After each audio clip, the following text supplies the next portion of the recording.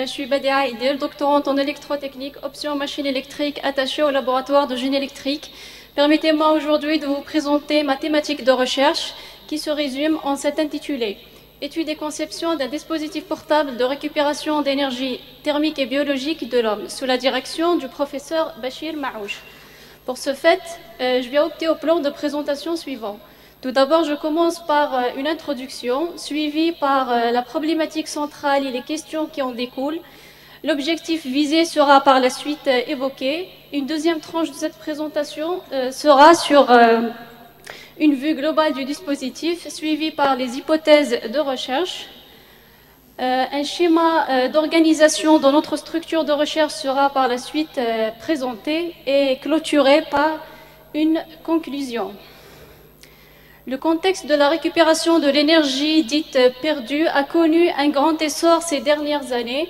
Plusieurs travaux ont été menés dans le sens de récupérer ces énergies, à savoir l'énergie solaire récupérée par les panneaux photovoltaïques, l'énergie du vent récupérée par les éoliennes de différents types, l'énergie des courants marins récupérée par les hydroliennes, ainsi que la thermoélectricité récupérée par les thermocouples. Un autre type d'énergie, c'est l'énergie biologique ou biomécanique de l'homme. Le corps humain stocke et dissipe de l'énergie constamment, mouvement, respiration et chaleur. L'ordre de grandeur de cette puissance récupérée par l'être humain est donné selon cette figure. Le mouvement des bras génère 0,33 watts, le mouvement des pieds génère 5 jusqu'à 8,3 watts, le mouvement des doigts génère de 0,76 jusqu'à 2,1 milliwatts, tant qu'à la chaleur humaine, elle génère 2,4 jusqu'à 4,8 watts. Ce tableau représente la puissance consommée par quelques appareils. Donc un petit radio FM peut consommer 30 milliwatts, un Walkman en play consomme 60 milliwatts, un téléphone portable au mode appel consomme 2 watts et en mode portable, il peut consommer jusqu'à 35 milliwatts. Une lampe électrique de poche consomme 4 watts. D'ici, on peut tirer que l'homme peut être au service de ces appareils. De ces dispositifs récupérateurs d'énergie, on cite un sac à dos, un générateur répulsif à aimant, les chaussures piézoélectriques, le générateur exosquelette monté sur le genou, les pastilles thermoélectriques montées sur la poignée, les chemises qui récupèrent le mouvement des bras, ainsi que ce qu'on appelle the play pump, qui exploite le jeu d'enfant pour pomper de l'eau potable, surtout dans les pays africains.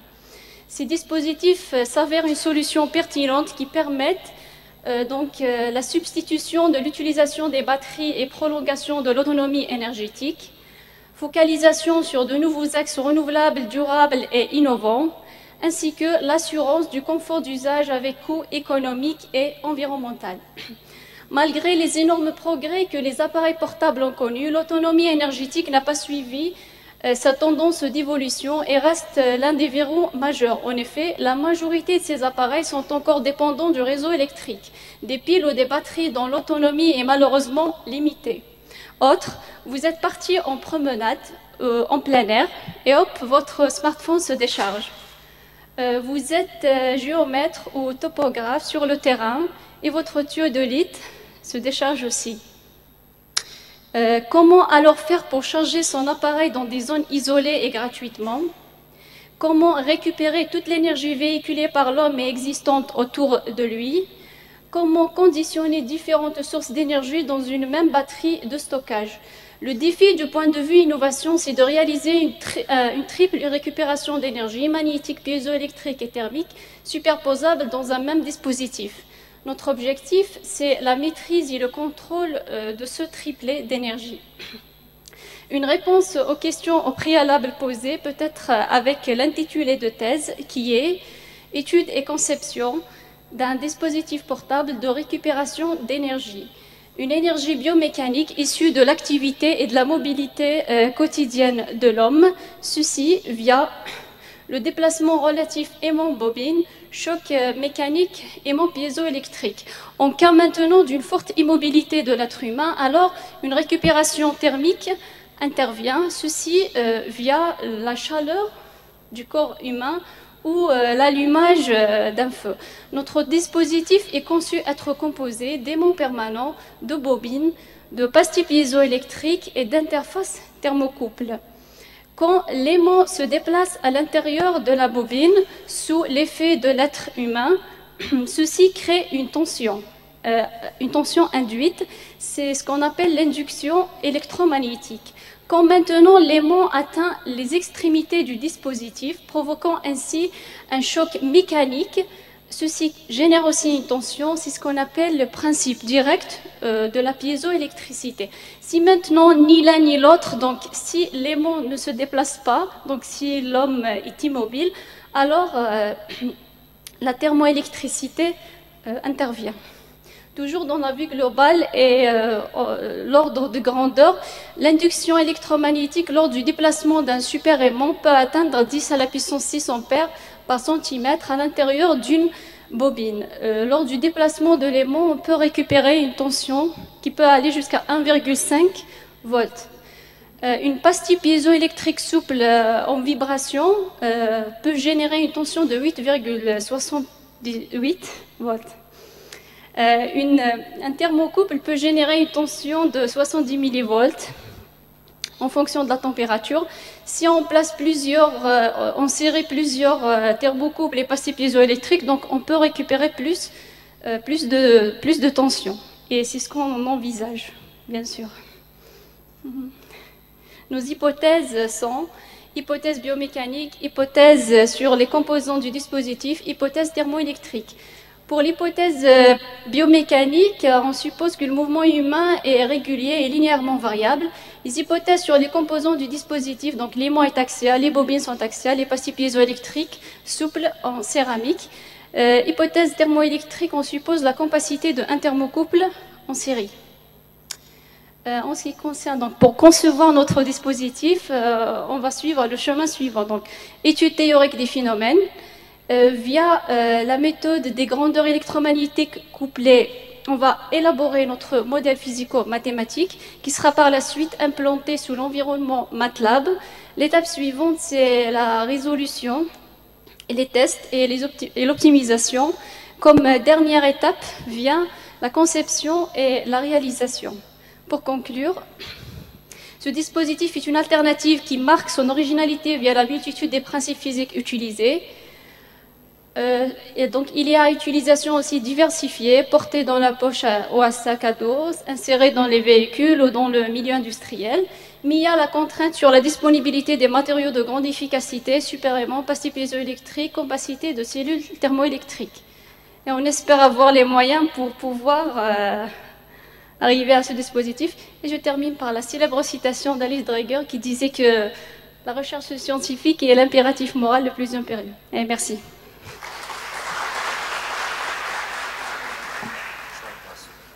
Merci mademoiselle Idir pour la présentation. On passe directement à une autre présentation. C'est mademoiselle Sharfa Ibtissam. On appelle mademoiselle Sharfa Ibtissam pour nous présenter son travail intitulé Métaheuristique pour la segmentation d'images, application aux images ERM.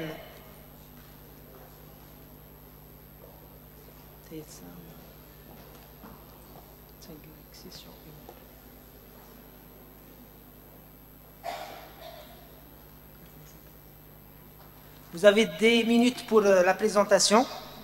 Bon courage.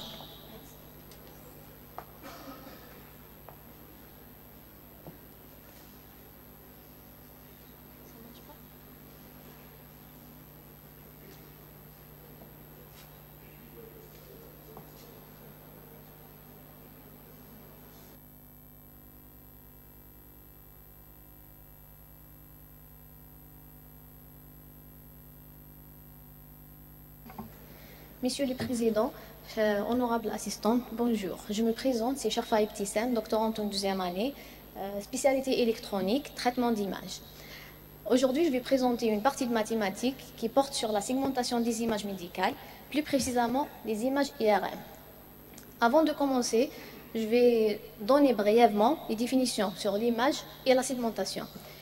Une image consiste en un nombre fini de pixels. Chaque pixel est représenté par un niveau de gris.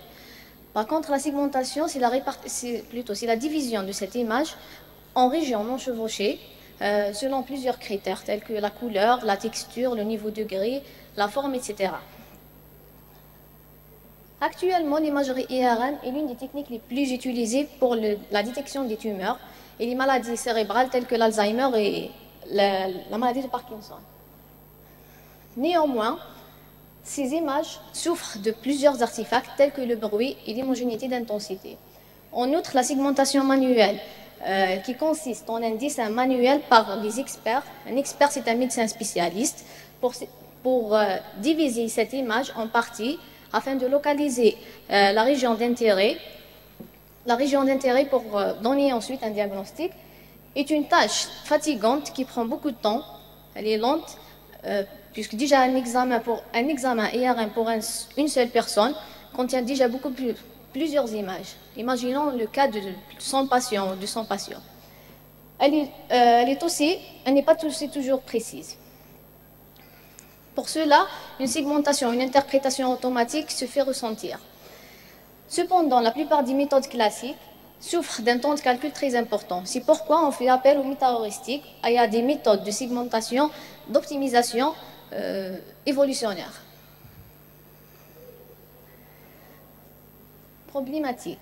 Vu le grand nombre d'images à traiter et l'importance de ces informations dans l'identification de différentes maladies, la segmentation automatique est indispensable, car elle permet la séparation des différents tissus, à savoir la matière blanche, la matière grise, le liquide céphalorachidien et la tumeur en cas d'atteinte. Pour cela, notre objectif consiste à concevoir une nouvelle méthode de segmentation fournissant une aide au radiologue et permettant un suivi régulier et rapide. Par exemple, au lieu de détecter la maladie à un stade avancé, on pourrait la détecter avant et augmenter la durée de vie de la personne. Processus de segmentation. La segmentation peut être placée entre l'acquisition de l'image et le pré-traitement, d'une part, et entre l'évaluation et le post-traitement. D'abord, l'image IRM d'origine est introduite et pré-traitée. Le pré-traitement comprend l'amélioration de cette image, c'est-à-dire la conversion au niveau de grille, le filtrage, la suppression du bruit, le redimensionnement de l'image, etc. Ensuite, la phase de segmentation est entamée. Et enfin, l'évaluation des résultats de segmentation. Commençons par l'acquisition de l'image. La base de données utilisée dans notre étude contient un ensemble d'images médicales IRM cérébrales réelles, de personnes réelles. Chaque examen IRM consiste en un ensemble de séquences, où chaque séquence est un ensemble d'images. Dans notre cas, on a utilisé une seule séquence avec 9 images, dans différentes coupes, axiales, sagittales et coronales. La segmentation. Dans cette partie, nous avons utilisé deux approches de segmentation floue. La segmentation floue standard et la segmentation floue basée sur les métaheuristiques, qui est notre approche. Concernant la méthode de segmentation floue standard, elle consiste à minimiser la fonction objectif suivante en cherchant les centres de classe et les degrés d'appartenance de pixels à chaque classe, tout en respectant les contraintes suivantes. La méthode de segmentation floue basée sur les métaheuristiques. Dans cette partie, la segmentation floue est considérée comme un problème d'optimisation difficile. Une métaheuristique est un algorithme conçu pour résoudre les problèmes d'optimisation difficiles sans devoir s'adapter en profondeur. La plupart de ces algorithmes sont inspirés de la nature ou bio-inspirés, car elles ont été développées sur le comportement évolutionnaire du système naturel. On peut diviser les métaheuristiques en deux grandes classes. Les métaheuristiques à solution unique et les métaheuristiques basées sur une population, qui est les plus utilisées.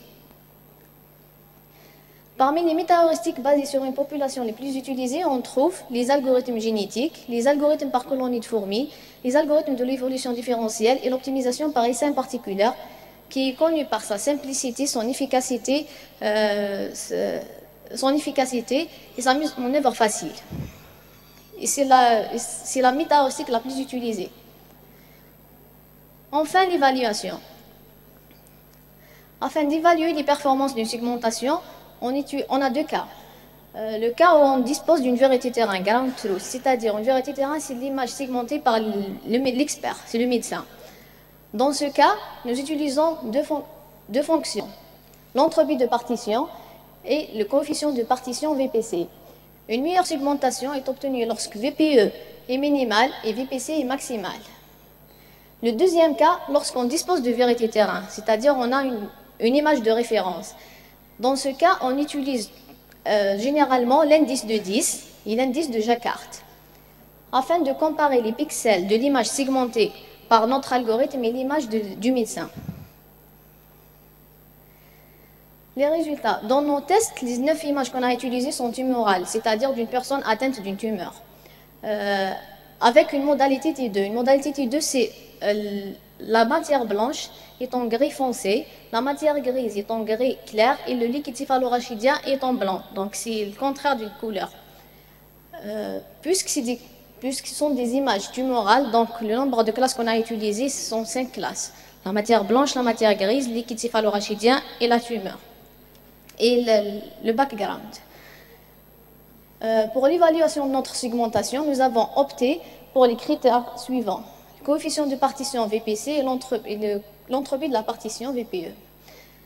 Les images ci-contre montrent les résultats de segmentation par la méthode standard et les valeurs VPC et VPE correspondantes.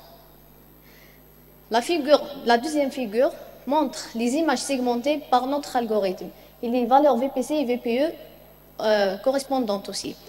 À vue d'œil, on ne peut pas comparer parce que les deux images semblent pareilles, alors qu'ils ne sont pas pareils. D'après les résultats que nous avons obtenus, on remarque que VPC est maximal pour la segmentation floue, ainsi que VPE est minimal aussi. Pour cela, on peut déduire que l'algorithme basé sur une méta-heuristique donne de meilleurs résultats, il est plus performant. Pour conclure, on peut affirmer que la combinaison avec les méta-heuristiques peut contribuer à l'amélioration des méthodes de segmentation déjà existantes et elle permet de donner des résultats plus performants et meilleurs. Merci pour votre attention.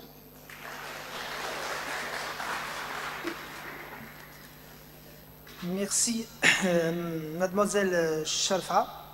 On va enchaîner avec